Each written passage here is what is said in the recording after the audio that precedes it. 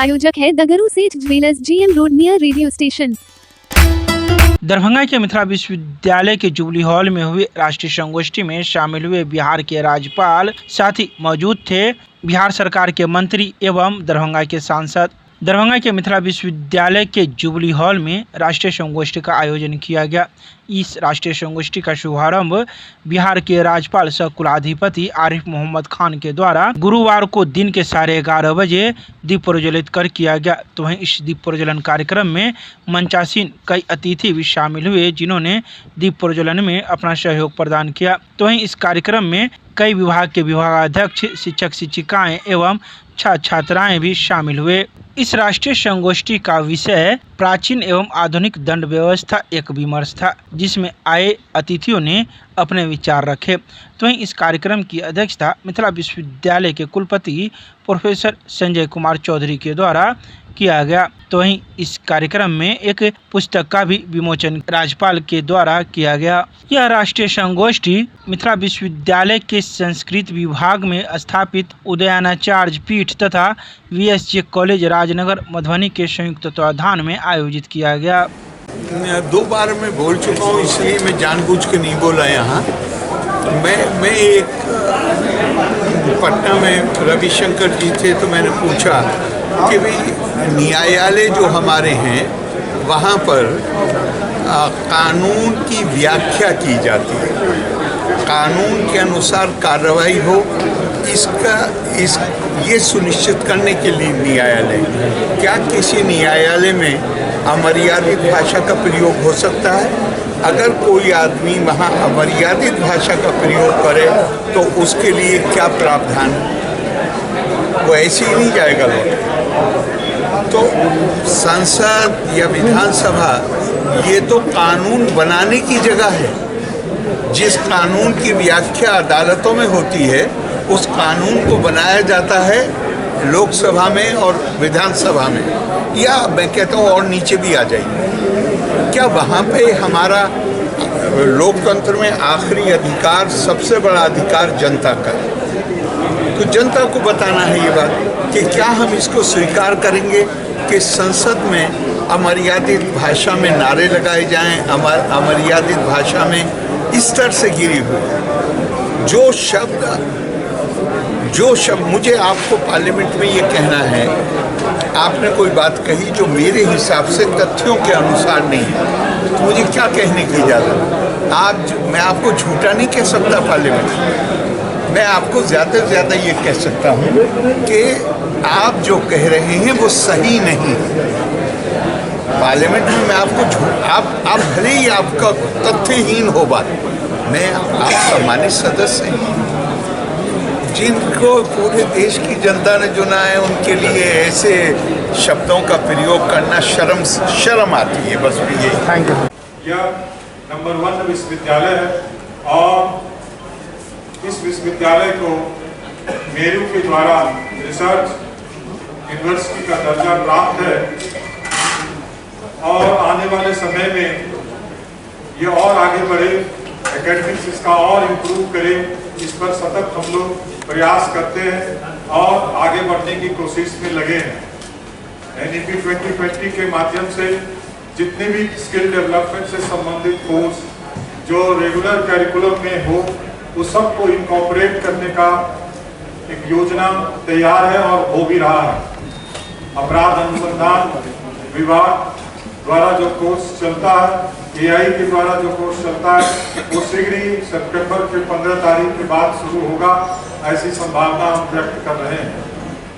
साथ में इस मंच पर आसीन यहाँ के लोकल विधायक सह मंत्री संजय जी, जो विश्वविद्यालय के विकास के लिए सतत प्रयत्नशील रहते हैं, हम लोग आपस में टेलीफोनिक टच पर रहते हैं। फिर इस कड़ी में भारत में ये पहला विश्वविद्यालय है जिसके क्षेत्र में एक दूसरा विश्वविद्यालय भी है, वो संस्कृत विश्वविद्यालय है। उसके कुलपति महोदय यहाँ अपने बहुमूल्य समय को निकाल के आए हैं, उनके प्रति भी बहुत ही श्रद्धा और आवभगत हम करते हैं। उनके पास बैठे हुए हमारे मित्र बंधु तपन जी, जो पूर्व कुलपति रांची में रह चुके हैं श्यामा प्रसाद मुखर्जी विश्वविद्यालय के, उन्होंने भी इस परिचर्चा में भाग लेने के लिए अपनी सहमति जताई। इसके लिए मैं उनका आभार प्रकट करता हूं।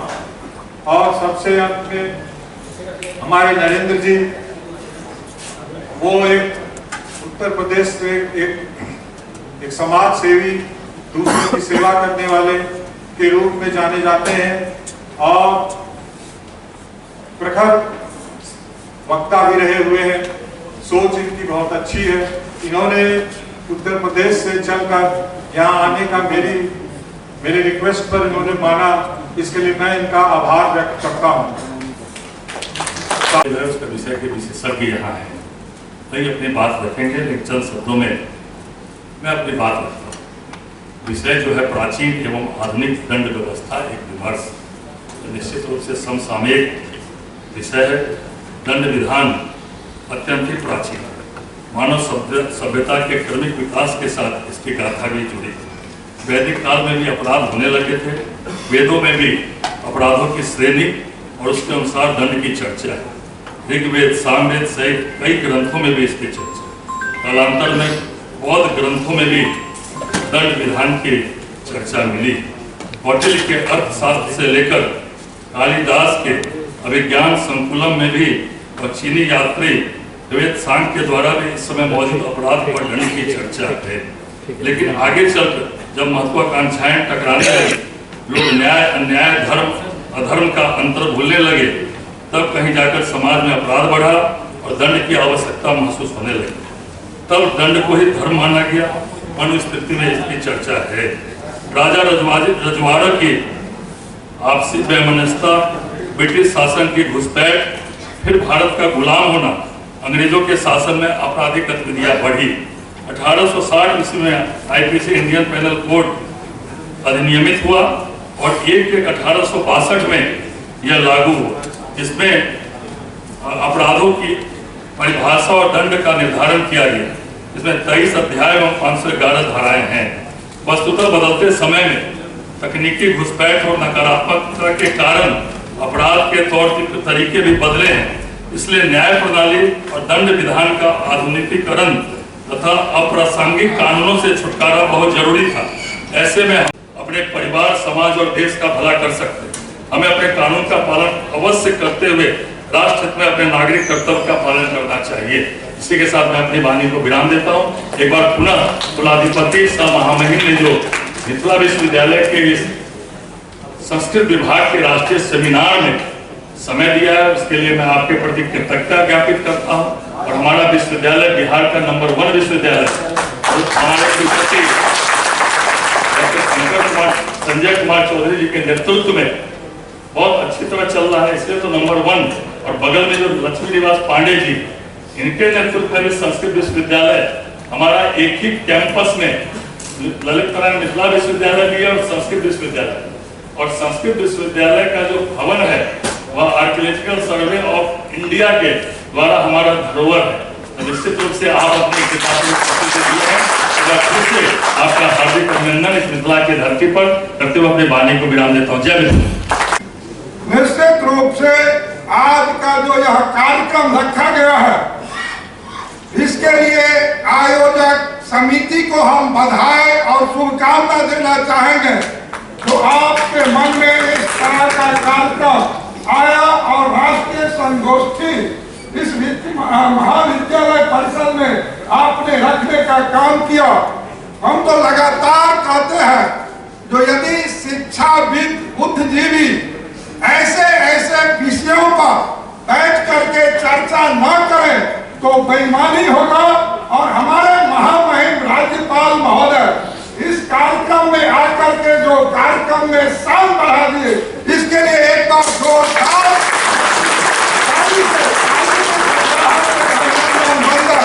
स्वागत भी हम करना चाहेंगे।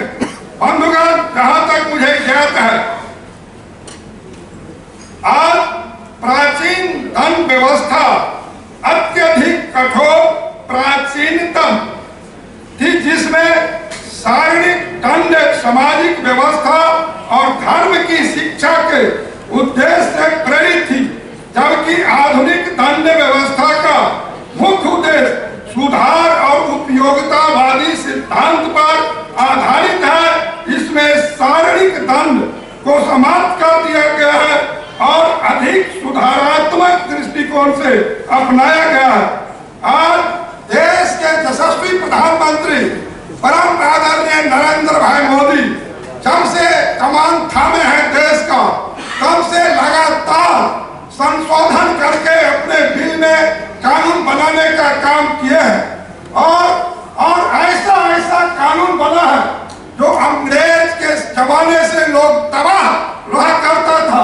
आज 3 तलाक कानून जो देश के यशस्वी प्रधानमंत्री ला करके बनाने का काम किया है, आज मुस्लिम समाज के करोड़ों माँ बाप को आज श्रेय मिला है। निश्चित रूप से चाहे 370 धारा की बात करें, चाहे अयोध्या में राम जन्मभूमि पर भव्य दिव्य स्वरूप मंदिर का निर्माण की बात हो, या 130वां संशोधन जो अभी ला करके नरेंद्र मोदी ने बिल पास सदन के अंदर में करवाने का काम किया है, और विरोधियों को वहां पर छटपटाहट हमको देखने को जो मिलता था, जिस दायरे में प्रधानमंत्री, मुख्यमंत्री, मंत्रीगण को लाया गया है, अनेक ऐसे योजना नरेंद्र मोदी जी के आने के बाद देश के अंदर में बन रहा है। और जो हमारे विद्वान आए हैं हर विषय पर बिंदु भर बात करेंगे ही करेंगे, इसलिए हमको समय भी बहुत कम दिया गया है। तो निश्चित रूप से घोषणा लोकसभा के अंदर में हुआ है, ऐतिहासिक निर्णय हुआ है। कुल मिलाकर के देश के यशस्वी प्रधानमंत्री नरेंद्र मोदी जी और आदरणीय अमित शाह जी जो हमारे देश के यशस्वी गृह मंत्री हैं, लगातार कानून में संशोधन करके और देश में एक अच्छा कानून बनाने का काम कर रहे हैं। हम तो महामहिम राज्यपाल महोदय जी से लगातार संपर्क में है और कहना भी चाहते हैं, जो महामहिम जी आप जैसे विद्वान लोग बहुत दिनों के बाद हम लोगों को बिहार में महामहिम के रूप में मिला है। 1951 ईस्वी में डॉक्टर राजेंद्र प्रसाद जी मिथिला स्नातकोत्तर शोध संस्कृत शोध कैंप में शिलान्यास किए थे, और 51 से आज तक उसमें कुछ हुआ नहीं था। जब हम लोग सरकार में आए हैं तो निश्चित रूप से इस बार बिहार के माननीय मुख्यमंत्री नीतीश कुमार जी 48 करोड़ की राशि उसमें दिए हैं। 136 करोड़ का उसका डीपीआर बना है, उस पर आपका कृपा हो जाए ताकि बिहार सरकार से केंद्र सरकार को आप हैंड ओवर यदि करा देते हैं तो बहुत बड़ी उपकार होगा।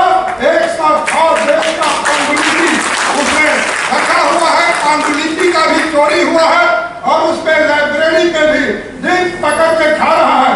विदेश से लोग आते थे रिसर्च करने के लिए। एक तो इस पर आपका हम ध्यान आकृष्ट कराना चाहेंगे। दूसरा विषय जो लगातार आपके समक्ष रखने का काम किया है, पटना हाईकोर्ट का बेंच एक उत्तर बिहार 8.5 करोड़ आबादी को देखते हुए दरभंगा में हाईकोर्ट का एक बेंच का आप स्थापना करवाने का काम करेंगे। और मेरा दोनों विश्वविद्यालय है, पूरे देश में जितने पुराने संस्कृत विश्वविद्यालय थी सबको केंद्रीय विश्वविद्यालय का दर्जा मिल गया, और यहाँ मुझे कहा गया था जो इसको भी मिल जाएगा, आप चुप्पी साध लें। हम चुप्पी साध लिए थे लेकिन नहीं मिला। जब तक बच्चा रोएगा नहीं तो माँ उसका दूध कहाँ से दे सकती है। हम उसी समय मुझे कहा गया था तो एक आग्रह, संस्कृत विश्वविद्यालय तो स्वतः होना है, लेकिन मिथिला विश्वविद्यालय जो हमारे यहाँ पर कोसी, कमला, गंडक, बलान, भूतही, करे, अधमारू समूह के बीच में पिछड़ा क्षेत्र का विश्वविद्यालय है, इसको भी केंद्रीय विश्वविद्यालय में यदि आप नीति आयोग में जाते हैं इस विषय को रखेंगे तो वो भी संभव होगा। और नीति आयोग में जो हमारा बिहार का मखाना बोल जो पीएमओ में है रखा हुआ, यदि विषय को रखेंगे तो वो भी मेरा दरभंगा मखाना बोल भी होगा। यह भी हम आपसे मांग करेंगे। और एक विषय तो निश्चित रूप से नई शिक्षा नीति में जो लोकल भाषा को बढ़ावा देश के यशस्वी प्रधानमंत्री के द्वारा किया गया है, उसमें मिथिला क्षेत्र में निश्चित रूप से मैथिली में पढ़ाई हो और मैथिली में तो उसका संविधान भी लिखा दिया गया है। प्रधानमंत्री के द्वारा महामहिम राष्ट्रपति जी उसका विमोचन भी कर दिया है।